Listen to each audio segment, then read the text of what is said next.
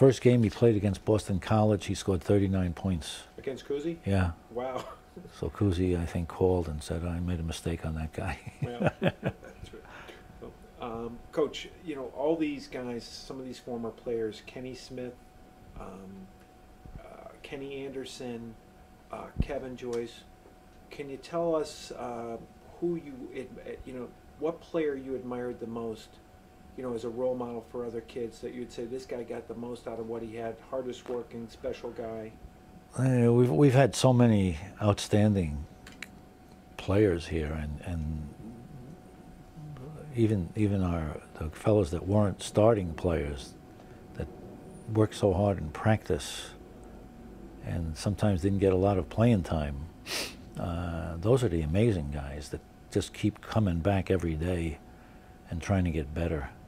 The guys that play, I think it's a lot easier for them to work hard, and because they're getting to play every game. But the guys that don't play every game, they're the ones that you really appreciate what they're doing in practice because they make the other kids better. But we had many of those, and mostly on your championship teams, your really good teams, the backup players are the ones that really help your team the most because their attitude is good. If their attitude is good, and they make the other guys perform up to their potential during practice, that improves the team greatly. But as far as the starting players, I don't think anybody could work harder at a game than Kevin Joyce when he was a player in high school. He was just totally committed to basketball. I've never seen anybody before or after that put as much into it as he did. Coach, can you tell me a little bit about your relationship with Bobby Knight, Coach Knight? Yeah, I've known Bobby Knight, I think, since he was an assistant at West Point. So he was probably about 23 or 24 years of age. And I think he may have been in the Army at the time and stationed there, got himself stationed there somehow, and was Tate's Lock's assistant. And I went up there and met him when they were running a clinic on basketball. I attended the clinic, and he was very accommodating and friendly, and he's always been terrific. Great coach. Yeah. I enjoyed his comment in the New York Times this past year when he broke the all-time winning record for college coaches, when he said it would really be meaningful and important if I had this many high school wins. It was a nice stroke for the high school coaches out there. Oh, I didn't read that comment. But Walter clipped it out and sent it to me, so I really? it in my file. So I thought it was an important one. So I'll have to get that one for you, Coach. Yeah, well, he did it on the toughest level, college coaching. He did it at West Point, and then he carried his philosophy over into the other colleges. You know.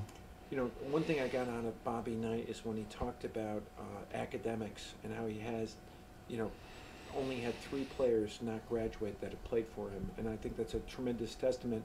But here, Coach, you're at a school where the kids, you know, toughest, probably one of the top 1, 2, or 3 Catholic academic schools in New York City. You've been consistently able to field, especially in the world of baseball, championship team after championship team.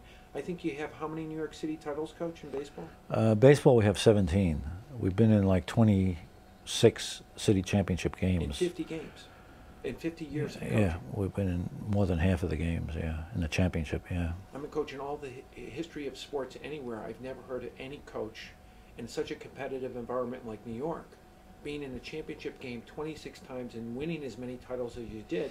And half the kids that graduate go to Ivy League schools, and the other half are going to St. John's and Seton Hall and some of the other schools here. I mean, what's your real secret here with all these kids in baseball?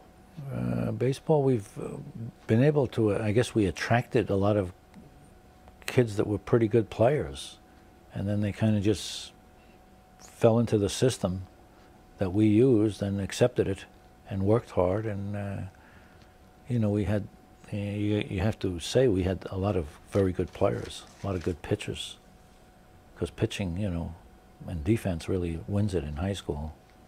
And we've had outstanding pitchers and defensive players. So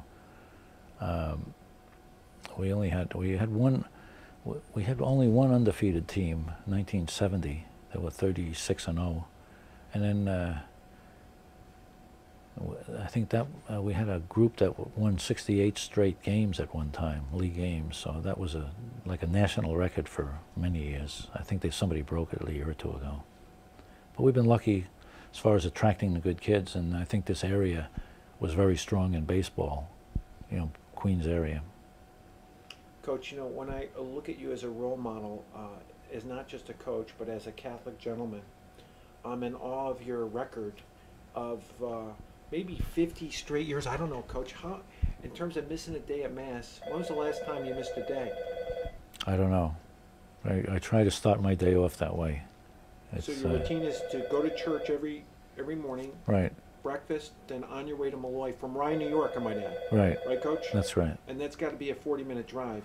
Yeah, well, I used to go to Mass here when I taught here. Right now I'm not teaching here anymore. I retired from teaching about 8 years ago.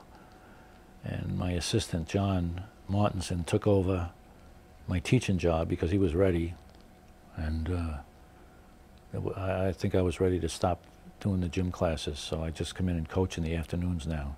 But before that, I used to go to church here in the morning, about 7. I don't know, they have it at 7, 7:15 or something like that. And then start from there. And Coach, the other thing is you have a great passion for other sports too, like golf and so on. I brought you to my daughter's swim meet, and you know your power of observation when she was 8 years old swimming in a championship meet, watching her tendencies, which I couldn't pick up, where she was pulling too hard one way with her shoulder, running into the ropes, and you were able to see it. But I'm sure in the world of baseball, Coach, your power of observation, your ability to pick up tendencies, you see things that other people don't see, that for you it's just common sense. For us on the outside, we look at it in awe, but I can't help but think in all those championship games, I remember talking to one of the guys you played against, and he said for some reason you made an adjustment where you moved the guy from the left field over a little bit. Sure enough, the ball was hit right to him to end the game, and Malloy wins again. I just think, Coach, sometimes you take it for granted. Sometimes it's lucky. Sometimes you make the right decision, and it works, and sometimes it doesn't, you know, so maybe I'm luckier. Coach, you talk about good luck. I mean, there's nothing like having a long run and a great life, but with all these campers, all these players, so on, what keeps you, you know, because what I admire most about you is your passion for being around the kids, your passion for your routine. You've never lost it. So what's the magic, Coach, to keep the passion going? I'm not sure what it is. I just enjoy doing what I'm doing. You know, I think if you enjoy something you're doing, you never have to work a day in your life. Who said that? Confucius? Do something you enjoy doing, and you never have to work a day in your life. I think Coach Curran said that. Yeah, so I think that's a pretty good saying. Coach, I heard you've moved your library of sports and war books from home to here to school. I moved a lot of them, yeah. But I'm amazed that, you know, when you look at your library, your passion for all of sports and the people that you admire the most out there.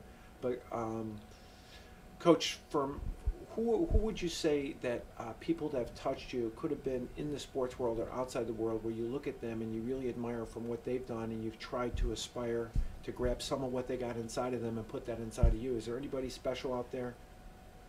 No, why I got into this business, you mean, of coaching, or? Yeah, let's say. Well, I think Frank had a lot to do with it, Frank McGuire.